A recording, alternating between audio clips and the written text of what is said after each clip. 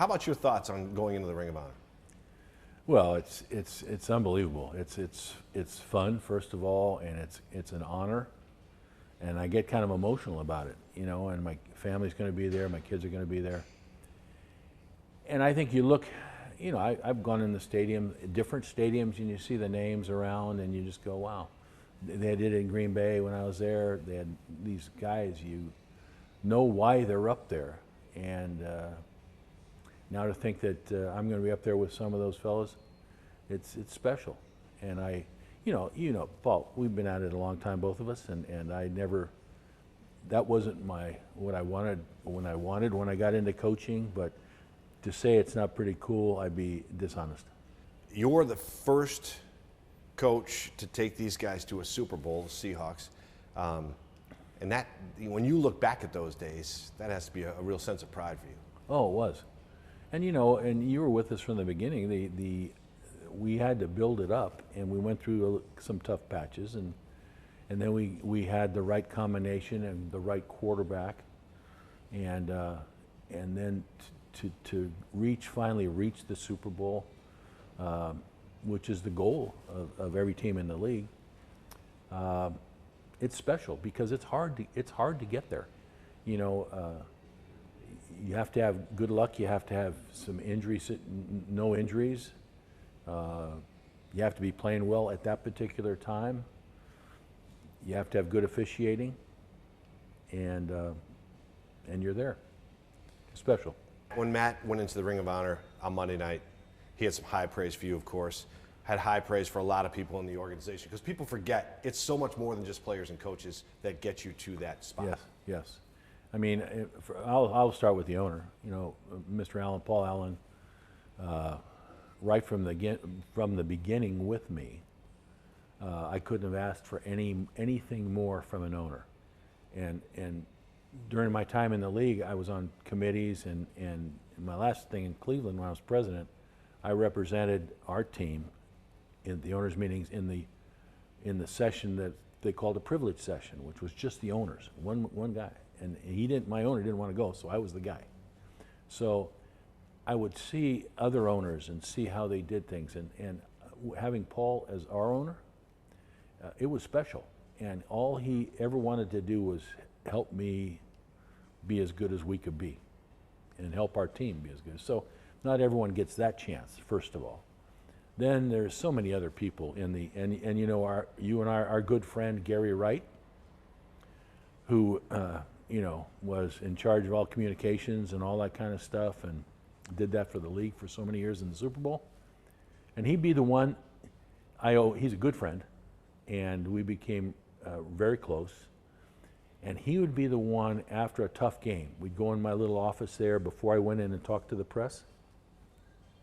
And I'd be, I'm more mellow now, but I'd be fired up, you know, particularly if we lost. And he'd be standing there, and I'd be sitting there, and I'd go, "What do you want?" He's my good friend. And he'd go, "Nothing." "Well, say something." "Well, get it off your chest." And little by little, he got me to unload. Before I went in and talked to everybody, and he goes, "Now," it was hard. It had to be hard on him because I was bad. And he goes, "Now I think you're ready to go in there." And I was. I think I conducted myself most of the time pretty good with you guys and those people in there. And it was because of Gary. And you know, friends like that, there's too many people in the organization, you're right, that help you build it and help you win. Okay, you bring up Gary Wright, and we are celebrating the 300th episode of the fifth quarter.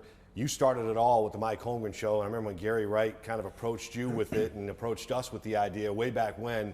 And you talk about having to vent basically before coming out. How hard is it to come out and talk to the press as a head coach? Because it's something Pete Carroll wanted to end immediately and pretty much did.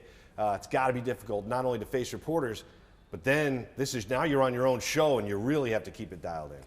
Yeah, that's not easy. I think you have to learn how to do that.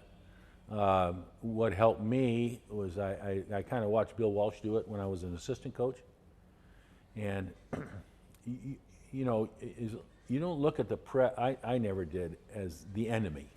It wasn't confrontational, and so if you can kind of approach it that way, realizing those guys had a job to do, you have a job to do. I try and be as honest as I could. There wasn't everything I could tell. You know, you can't. You got to be careful with some of that stuff, but you have to learn to do that. And I think once I kind of got the hang of it, and then I had Gary there helping me all the time, kind of directing traffic. It was okay. And I've talked to a number of guys that covered us in those days that are different places right now, and they said it was good. So, you know, that's what you try and do. Was it easy? No. No. I remember there was a loss in Kansas City where you came on and said, let's go. And we were just like, we always wanted to be ready when you came out, especially after a loss, because we knew you wanted to either get on the bus and get out of here or at least get in your car and go home. Yeah. And so we were always really wary of Mike coming out, what kind of mood you would be in. But you were always real presidential about it, Mike. No, I got to tell you, Paul, that's why it's kind of fun for this, is that you were great. I mean, goodness, and you've had this tremendous career. But not only did I have to learn, but you had to. You were good, and you allowed me to be me, and at the same time, it worked, and it was fun for me. Yeah. Well, I appreciate you saying that. I want to take you back to that first show we did in Ford Field, Detroit. What do you remember about that? I remember certain things. What do you remember about that first time? You know what? How many shows has it been? 300. 300 total. You had about, I don't know, 50 something of them. Yeah, I don't. I remember Ford Field, and I remember how that was, but I don't remember. Did we win the game? Yeah, you won the game. Okay, then I was probably okay. You were okay balancing on a pallet of wood with a bar stool, and that's right. I remember that. I remember now. I go, is this the best we could do? This is my show. What are we doing here? That's right. See, I was like, well, we were just starting out too, but again, you get your own show. You know, Yeah. it was my show. You think you go in some suite and have people wait on you, and here we are. Is this it? I'm sorry. 300 shows later that we did that to you, but you're always a good sport about it. But I always heard that you always wanted your players to be fully dressed when they came on to the show. Is that true? That's true. You know, just dress, get clean up, shower, and Don't come out in your tank top. no. Yeah. So things have changed over the years. You know, I'm not saying I was right about that. It's just how I wanted to do it that way. Yeah. But it was always nice having your family in there too. Well, that's the thing, and you were great with my kids and my Kathy, and I always knew if she was in the room, I had to really be careful. You know, I couldn't explode. See, I felt the same way. Like when your family was there, I thought I was safe. Everything was fine. We're good. Your daughters are there. Your wife is there. Yeah. I think you asked me a couple of times, are they coming in? I have to ask. I mean, there were times you came in with the red Solo cup, and I was always wondering what was in that Solo cup, especially after a loss. Yeah, that was my lemonade right after a tough loss. Your lemonade. But now that you have this to look back on, and your years in Seattle, your 10-year run, you know, all good things come to an end, Mike. You know that. I mean, you had a great run here. But when you look back at your career, the one thing that's left really is the Hall of Fame. I mean, I feel like you're going to get that call. And we see it here in Seattle. We see the people that are going in. We're like, well, Mike's record, look at Mike's track record. Why isn't he above these people? So it's coming, and I kind of feel like that. Well, I thank you for saying that. That would be really special. You know, I've from the whispers and the people that know a little bit, you know, it's been close. It's been close the last few years, and it would. You know, I never. And you know this, you know me pretty well. I didn't get into the coaching in high school football and everything and this to get there. I didn't do it to get there. I loved my job. I wanted respect. I wanted to earn respect from the other coaches. That they would look at me across the field or when we'd shake hands at the beginning of the game and say, and they'd think, you know, he's pretty good. He's, you know, this is going to be a tough one. That was what I really wanted, and but to say it wouldn't be pretty cool to go, and I'd be dishonest. It'd be something special, and Yeah. so we'll see. I feel like it's coming. I think a lot of people around here want to see it happen. I think you're going to see it. A lot of people in pro football want to see it happen. So just give us, as we wrap it up here, Mike, what are you doing now, and what are you doing to stay busy? Because I know you're still really strong in the community.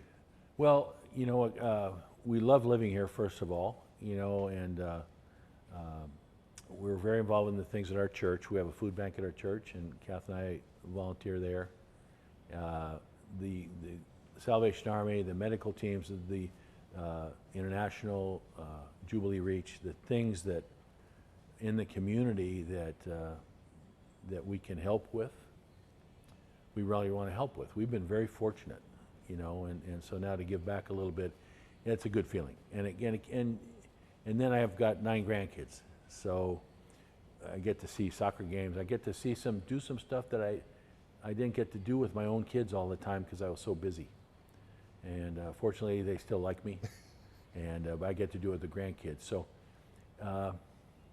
that's about it. The radio stuff on KJR, they're giving me a chance. I thank them for this because I don't do any of the heavy lifting down there. You know, I go on, and I like the guys I'm working with, and I have fun with it.